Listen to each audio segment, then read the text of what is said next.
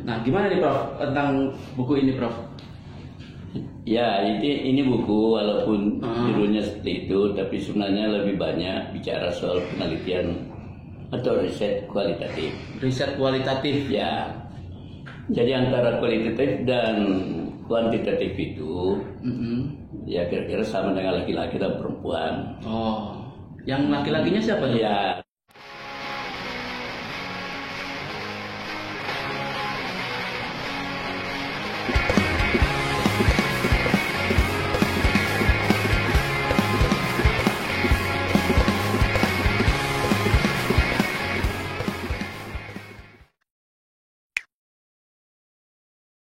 Halo guys, saat ini saya bersama dengan Prof Anwar Arifin. Ya, Prof Anwar Arifin itu udah lama berkecimpung di dunia ilmu komunikasi. Nah, sekarang ini Prof Anwar mengeluarkan buku yang berjudul Riset Komunikasi. Ya Prof ya. Merintis penemuan teori dan model baru. Ya. Kita akan bedah buku ini. Kita akan ngobrol dengan Prof Anwar. Nah, gimana nih Prof tentang buku ini Prof? Ya, ini buku walaupun judulnya seperti itu, tapi sebenarnya lebih banyak bicara soal penelitian atau riset kualitatif. Riset kualitatif. Ya, jadi antara kualitatif dan kuantitatif itu, ya kira-kira sama dengan laki-laki dan perempuan. Oh, yang laki-lakinya siapa tuh? Ya, terserah saja. Terserah saja ya. Mengatakan kuantitatif sebagai laki-laki, maka kualitatif sebagai perempuan. Jadi istilah namanya saja kuantitatif, artinya kuantitas, jumlah-jumlah. Jumlah. Kalau kualitatif kualitasnya. Jadi kalau kita bicara kualitas manusia, tentu adalah karakternya. Ini kualitas manusia, karakternya ini karakter yang baik. Kualitatif. Ya, kualitasnya. Kualitasnya. Kualitas manusia, kualitas masyarakat. Karena itu fokusnya pada mempelajari karakter-karakter itu yang ada pada yang dimiliki oleh oleh objek atau subjek yang kita teliti. Banyak orang lupa itu bahwa ilmu sosial itu mempelajari perbedaan-perbedaan dan persamaan-persamaan. Tapi tidak ada di dunia ini ada yang persis sama, ada kan? Nah, ada karakteristik, tapi bisa kita kelompokkan. Nah, bisa kita buat satu kelompok tersendiri. Nah, karena itu maka yang namanya kualitatif itu dimulai dari realitas. Kualitatif dimulai dari realitas. Ya. Dan berakhir pada teori atau model.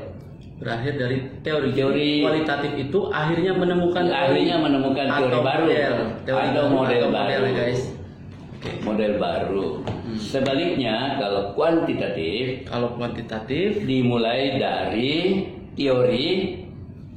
Kuantitatif dimulai dari teori dulu. Teori dulu. Baru teori ini diverifikasi, dibuktikan, diuji. Maka pada umumnya penelitian ini kan dasarnya kan survei. Penelitian kuantitatif itu ada teorinya dulu. Misalnya kalau ilmu komunikasi, teori peluru misalnya ya. Teori peluru yang sangat terkenal itu. Nah, kemudian diuji di lapangan apakah itu berjalan baik atau tidak. Kemudian teori ini kan ternyata dibantah oleh ahli psikologi. Karena ternyata manusia itu ada daya tangkalnya, bisa menangkal dan sebagainya. Nah, karena itu muncullah namanya persuasi, untuk membujuk supaya daya tangkal orang itu bisa diperlemah. Ya, caranya adalah seperti iklan itu diulang-ulangi. Nah, diulangi, artinya daya tangkalnya roboh juga. Nah, itu ada namanya muncullah satu teori namanya teori khalayak kepala batu. Khalayak kepala batu. Ya, teori khalayak kepala batu. Khalayak kepala batu itu harus dirontokkan gitu. Harus dirontokkan dengan persuasi. Dengan persuasi. Nah, itulah yang kita pelajari dalam memverifikasi suatu teori. Nah, ini yang banyak terjadi di Indonesia karena buku-buku yang banyak terbit itu adalah survei. Nah, survei, dan yang dilakukan banyak orang memang survei, terutama pemasaran kan.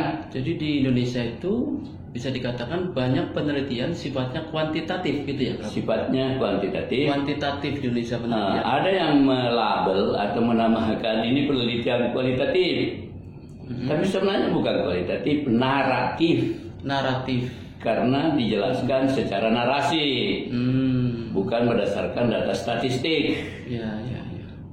Jadi kalau saya ulangi, kalau kualitatif dimulai dari realitas, guys. Kemudian menemukan teori. Dan model. Prosesnya itu sama kira-kira dengan wartawan. Jadi ada peristiwa dulu, wartawan itu meliput peristiwa yang terjadi, kemudian keluar dalam bentuk berita, ya kan? Ya. Polisi juga melakukan itu. Ada peristiwa dulu, dia selidiki, dia teliti, kemudian dia menentukan bahwa ini tersangka atau tidak. Ya. Nah, itu kan anunya situ outputnya kan? Ya, tentu dengan demikian dia dalam prosesnya itu tentu ada pegangan-pegangan, ya, tapi bukan membuktikan teori. Ya. Kalau kuantitatif gimana nih, Prof? Kalau kuantitatif itu teori itu dijabarkan. Kalau perusahaan-perusahaan itu marketingnya ya, pemasaran itu dirumuskan dalam bentuk hipotesa. Ya, tapi itu tidak cukup sebenarnya itu. Tapi untuk program sarjana bolehlah. Tapi kalau misalnya dokter itu harus menguji teorinya. Nah, kalau tidak cocok di Indonesia, itu namanya teori itu ditumbangkan. Teori ditumbangkan dan muncullah satu teori baru atau memperkuat teori itu. Pada umumnya di Indonesia itu bisa dibuktikan itu hipotesisnya.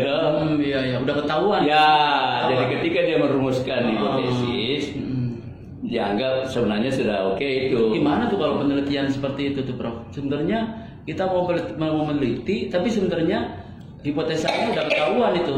Itu gimana tuh kalau penelitian kayak gitu? Artinya dalam merumuskan hipotesis itu penalarannya rendah. Karena dia sudah tidak menguji teorinya, tapi langsung membuat hipotesis. Jadi yang dibuktikan hipotesisnya, bukan teorinya. Yang dibuktikan adalah hipotesisnya, bukan teorinya.